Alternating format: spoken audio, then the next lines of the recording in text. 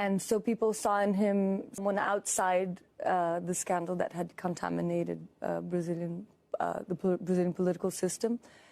And also he tapped into the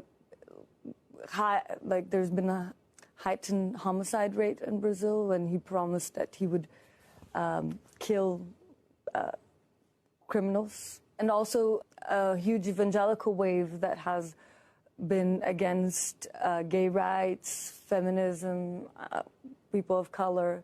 So all of these kind of far-right ideals that have been growing in Brazilian society as well. And he carries that flag. I mean, he says and does. Overtly. Right? Yes. Since he was elected, the rate of homicides that the police has carried out in Rio has gone up by 20%. And Rio has more people killed by the police than the entire United States. Usually people of color. The city of Rio has more people killed by police. The state of Rio. The state of Rio has more deaths by police than all in the United States. Yes, which is really shocking. It's a genocide of black Brazilians that is happening in Rio every year.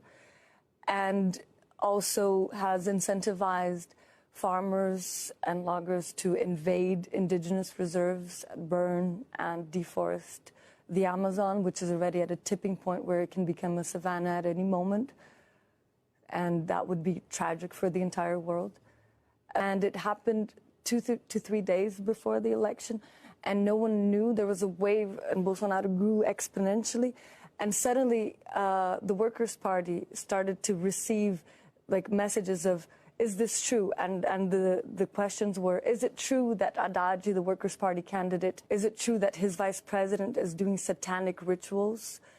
Is it true that she has a baby from devil? Things that are of that level of surrealism that many Brazilians were believing and were changing their votes in the last minute because of these fake news. And